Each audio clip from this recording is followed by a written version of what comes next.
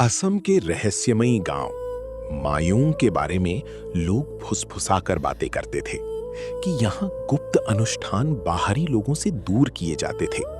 स्थानीय लोक कथाओं के अनुसार कई अनुष्ठान सूर्यास्त के बाद ही शुरू होते थे। साधक सुनसान जगहों पर इकट्ठा होते थे, घने जंगलों के पास, नदी किनारे, पुरानी मंदिरों में या छोटी अंधेरी कमरों में जहां केवल तेल के दीपक जल रहे होते थे। वातावरण बेहद शांत और रहस्यमय बताया जाता था। अनुष्ठान शुरू होने से पहले साधक उस स्थान को बहुत सावधानी से तैयार करते थे। जमीन पर राख, सिंदूर, चावल या कोयले से विशेष प्रतीक बनाए जाते थे। बीच में रखी जाती थीं मिट्टी के दीपक, फूल, धातु के पात्र, जड़ी बूटियां, धूप और प्राचीन मंत्रों से भरी हस्तलिखित पांडुलिपियां। कुछ अनुष्ठानों में लगातार घंटों तक मंत्रोच्चार किया जाता था।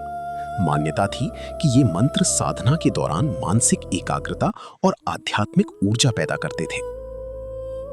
किंवदंतियों के अनुसार कुछ साधक घंटों तक एक विशेष घेरे के भीतर बैठे रहते थे, कभी कभी पूरी अंधेरी जगह में जहां केवल मोमबत्ती या अग्नि की रोशनी होती थी। धूप और जलती हुई जड़ी बूटियों का धुआं पूरे वातावरण को रहस्यमय बना देता था, जिससे बाहरी लोग भयभीत हो जाते थे।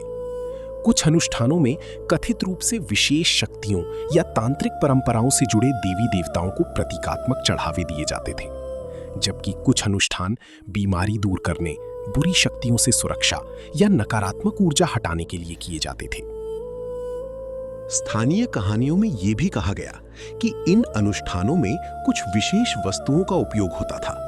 नींबू, लाल कपड़ा, पवित्र धागे, राख, लोहे की वस्तुएं, पशु प्रतीक और रहस्यमयी ताबीज। इन अनुष्ठानों को बेहद गुप्त रखा जाता था। यह ज्ञान केवल गुरु से शिष्य तक पहुंचाया जाता था, अक्सर मौखिक परंपराओं और हस्तलिखित ग्रंथों के माध्यम से। बाहरी लोगों को शायद ही कभी इन अनुष्ठानों को देखने की अनुमति दी जाती थी।